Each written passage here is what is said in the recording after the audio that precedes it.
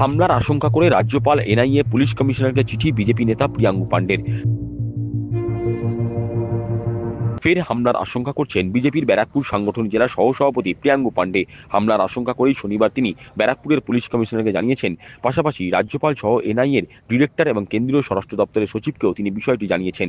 চিঠিতে তিনি উল্লেখ করেছেন, 2024 সালের 28 আগস্ট বাটপাড়া থানার কলাবাগান মোড়ের কাছে জগদ্দলের বিধায়কের নির্দেশে তার ওপর প্রাণঘাতী হামলা চালানো হয়েছিল। গত 24 নভেম্বর মধ্যরাতে তার বাড়ির সন্নিকটে কাকিনাড়া 6 নম্বর গলির মসজিদের কাছে ভয়াবহ বিস্ফোরণ ঘটে। গত 27 নভেম্বর ওই 6 নম্বর গলি থেকেই দুটি আগ্নেয়াস্ত্র ও 10 রাউন্ড কার্তুজ সহ মোহাম্মদ আসলাম নামে এক দুষ্কৃতী পাকড়াও হয়েছে। স্বভাবতই ফের তার উপর হামলার আশঙ্কা করছেন ভাটপাড়ার বিজেপি নেতা প্রিয়াঙ্গু পাণ্ডে। সংবাদ মাধ্যমের মুখোমুখি হয়ে বিজেপি নেতা প্রিয়াঙ্গু পাণ্ডে বলেন, 2024 সালের 28 আগস্ট তার উপর প্রাণঘাতী হামলা চালানো হয়েছিল। গত এক সপ্তাহের মধ্যে দুই দুষ্কৃতীকে পুলিশ পাকড়াও করেছে। প্রিয়াঙ্গুর দাবি, তার উপর হামলার ঘটনায় এবার জগদ্দলের বিধায়ক গ্রেপ্তার হবেন। না, শুধু সিপি সাহেব নেই, তার সাথে সাথে governor of West Bengal, NIA director এবং মিনিস্ট্রি অফ হোম অ্যাফেয়ার্স কে জানিয়েছি যে গত 28 আগস্ট 2024-এ আমার উপরে যে অ্যাটাক হয়, আমার যে প্রাণ নেওয়ার চেষ্টা তৃণমূল কংগ্রেসের জগদ্দলের বিধায়ক সোমনাথ স্বামী চিনি করিয়েছিল, তার ইনকোয়ারিতে এনআইএ বিগত এক সপ্তাহের মধ্যে দুজন দুষ্কৃতীকে ধরেছে। এবার মনে হচ্ছে সোমনাথ স্বামী চিনি অনেক তাড়াতাড়ি তাকে এনআইএ অ্যারেস্ট করবে। এর মাঝখানে আমার বাড়ি। প্রিয়াঙ্গু আরও জানান, বাড়ির সন্নিকটে বিস্ফোরণ ঘটেছে। 3 দিন আগে আগ্নেয়াস্ত্র সহ দুষ্কৃতী ধরা পড়েছে, তাই তিনি ফের হামলার আশঙ্কা করছেন। এমনকি তিনি এবং তার পরিবারের সদস্যরা নিরাপত্তাহীনতায় ভুগছেন। নিরাপত্তার দাবিতে তিনি রাজ্যপাল থেকে শুরু করে পুলিশ কমিশনার, কেন্দ্রীয় স্বরাষ্ট্র দপ্তর ও এনআইএ ডিরেক্টরের কাছে চিঠি পাঠিয়েছেন। মানে 50 মিটার আমার বাড়ি থেকে দূর নেই, সেখানে একটা বোম ব্লাস্ট হয়। আর বোম ব্লাস্টটা এরকম হয় যে পর পর পর বোম ব্লাস্ট হতে থাকে, কয়েকটা ঘর পুড়ে যায়।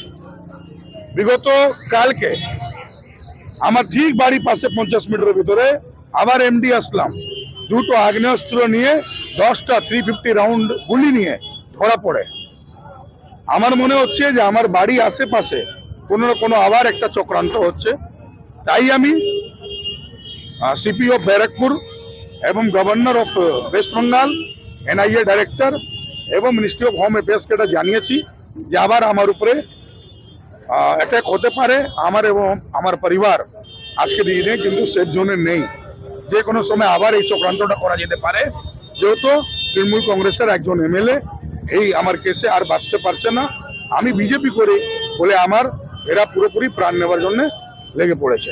হামলার ঘটনা নিয়ে তিনি বলেন, এনআইএর চার্জশিটে দেখা গেছে হামলার দিন সকাল 6টা 28 মিনিট নাগাদ জগদ্দলের বিধায়ক টিপুয়াকে ফোন করেছিলেন। টিপুয়া ফোন করেছিলেন মোহাম্মদ জাভেদকে। তারপর দুষ্কৃতী জমায়েত হয়ে তার উপর হামলা চালায়। এই ঘটনায় ইতিমধ্যেই 20 জন অভিযুক্ত গ্রেপ্তার হয়েছে। প্রিয়াঙ্গু আশাবাদী, ঘটনার মূল চক্রী জগদ্দলের বিধায়ক এবার গ্রেপ্তার হবেন। নিজে কমপ্লেন করেছি ওর এগেইনস্টে। চার্জশিটে দেখা যাচ্ছে প্রকাশ্যে যে জগদ্দল বিধায়ক সোমনাথ স্বামী চিনি নিজে থেকে সকালবেলা 6টা 28 মিনিটে এমডি টিপুকে ফোন করেছিল। এমডি টিপুর মাধ্যমে জাভেদ, সোনু সবাইকে টিপু ফোন করেছে। তারপর এক জায়গায় জমায়েত করে আমার উপরে অ্যাটাক করে, তার মধ্যে 20 জন অ্যারেস্ট হয়েছে। তো চার্জশিটে দেখা যাচ্ছে, আমি কমপ্লেন করেছিলাম, নিশ্চয়ই আমি আশাবান যে এনআইএ হাতে আজকে না হলে কালকে জগদ্দল বিধায়ক সোমনাথ স্বামী চিনি অ্যারেস্ট হবেই। প্রিয়াঙ্গুর দাবি, তার জনপ্রিয়তাকে ওরা ভয় পাচ্ছে, তাই ফের হামলার শক কষা হচ্ছে। ভয় পাচ্ছে, যত এনআইএ অ্যারেস্ট করলে তো আর শাস্তি পাবে, বাঁচতে পারবে না। এবং ভারতীয় জনতা পার্টি করি, খুলে করি, সাধারণ মানুষের পাশে থাকি, তাই হতে পারে আমার পপুলারিটি নিয়ে ভয় আছে। সেই সময় অ্যাটাক করেছিল, আজকে দিনে আবার চেষ্টা করছে। হ্যাঁ, নিশ্চয়ই তো ভুগছি তো, নাহলে কেন এটা আমি কমপ্লেন করতে যাবো, কেন আমি জানাতে যাবো? পুলিশ কমিশনার তরফ থেকে এখনো কোনো উত্তর কি আপনাকে দেওয়া হয়নি? না, আজকেই আমি জানিয়েছি। এবার সিপি থেকে কি পাওয়া যায়, এমএচএ থেকে কি জানা যায়, তারপরে ডাইরেক্টর অফ এনআইএ কি আমাকে জানায়, গভর্নর অফ ওয়েস্ট বেঙ্গল কি বলে সেটা পরে জানা যাবে।